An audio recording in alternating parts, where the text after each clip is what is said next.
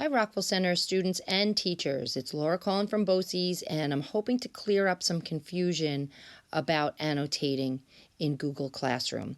So what I'm going to show you today are a couple of things to look out for when you're using the annotation tool. The annotation tool in Google Classroom is a little sensitive and can be a little glitchy, but after this video, hopefully you'll understand.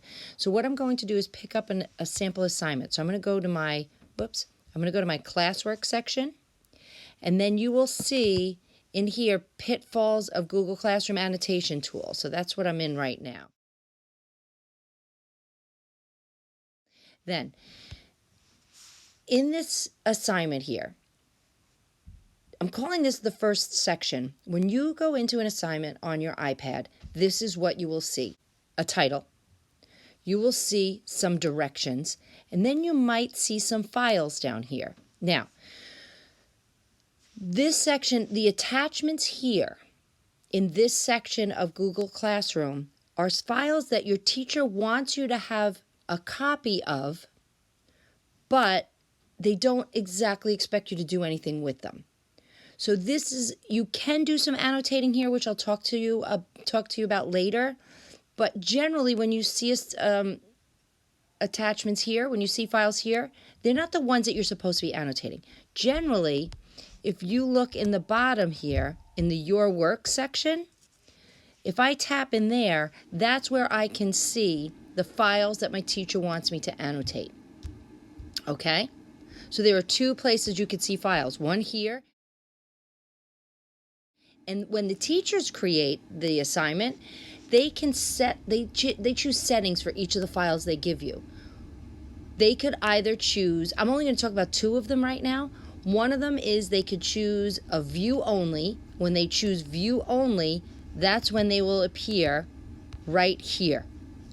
Or they could do make a copy for every student. That's when they will appear here. So generally, these are the ones that you should be annotating. So when you're in here, I'm going to tap on this. What are the pitfalls of using Google Classroom's annotation tool? Here we go. In the corner, I'm going to tap this pencil so I can annotate. So the first thing, if you do not have a copy of it in your work, it means you have view only rights. Okay? So it may not work properly if you're using the annotation tool. I'm actually finding that it works okay, but generally, the view only, there's a special circumstance with that I'll explain in a bit.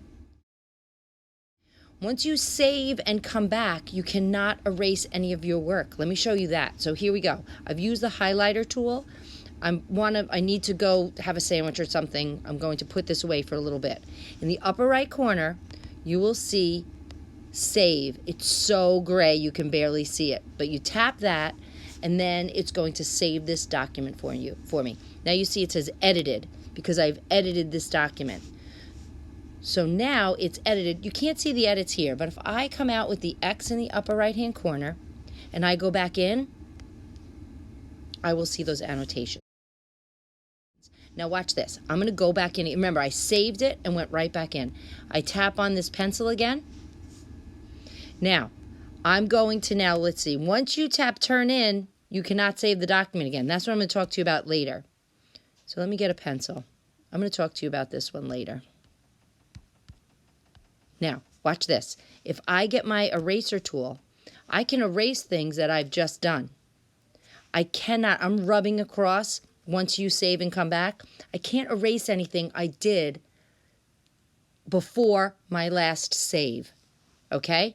It's called flattening the PDF. What it does is it makes it like one flat file, so you don't those annotations aren't a separate piece anymore, so you can't erase them. Okay? That's one thing. Now the next thing is, you see I'm able to go back and forth. So I save it. It's going to save this for me. Come on out. I go back in again. I go here. I see it. I can keep going back and forth. Now, here's the thing. Once you tap turn in, Google gets a little funky. And what I'm finding is sometimes it'll let me save it again, and sometimes it won't. So if I say save, And I'm just going to see what happens, because this is where it gets a little funny. I'm going to say, all right, I'm all done. I say turn in. I say turn in. And I'm waiting. Now, let's say I'm like, oh my goodness, I forgot to add something. What I can do now is I can unsubmit, and ideally, what I should be able to do is now tap on this document, go to my annotation tools. Let's see what's going to happen. I'm going to save it again. Let's see if it lets me. Here's the thing. It's letting me now. What I'm finding is this is finicky. Sometimes it doesn't let you save after you've tapped turn in. So the way I'm going to put it is, if you want to roll the dice and see if it'll work for you, you can. But I'll tell you, sometimes when you tap turn in and then tap unsubmit, sometimes it's not going to let you save that work. I wish I had a better explanation for you, but that's just what I'm finding. Let me show you one other thing. Now this one is a file for viewing. So this one, my teacher just gave me a copy of this file to view, and I know that because I am in my attachments section. So this is one that a teacher gave me just to view. I'm not expected to turn it in. However, if I tap on it, and I go to edit, watch this. I can edit this. Whoopsie, I'm coming out and in. Just let me do that to get rid of my pointer. I can edit this. All right, and I say save. So some of you are doing this and you're working, and you're doing so much work and it's so great. And then you come back here and you go to look at it again and the work is not there. And it gives you this back to list, create new file. Okay, I'm going to go back to list.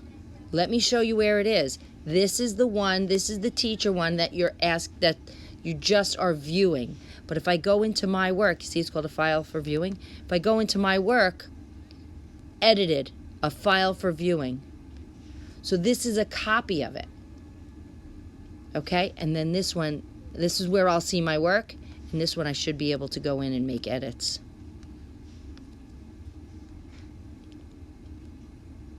Because now it is attached to my assignment here, okay? Let me see if there was anything else I wanted to share with you about this, because I did make some notes. Oh, here's another one. If you're logged into a different account on Google Drive on the device that you're using, it's not going to work. So if you have more than one person in your household and you're sharing your iPad, or if you have a personal Google account and you're logging into that on your iPad, that's going to give you some problems, because what Classroom is doing is trying to access files that are in your Rockville Center Google Drive. So if you're logged into a different account on Google Drive on this device, it's not going to find it. So that's going to give you a problem. And then if you're on Chrome, you can't annotate a PDF. So you have to go grab your iPad, and that's how you could do the annotations. Okay? One more thing I wanted to tell you. If you want to get adventurous and use another tool that is more powerful and more reliable, give PDF Expert a try. I'm going to make another tutorial about this, but that is a much better tool for you than the Google Classroom tool. And let me make sure I'm getting that right. I don't remember if it was PDF Expert or if it was Expert PDF Expert. So that's the one I'm going to show you next in another video. That is a better tool if you want to annotate on a PDF. So hopefully that will help you.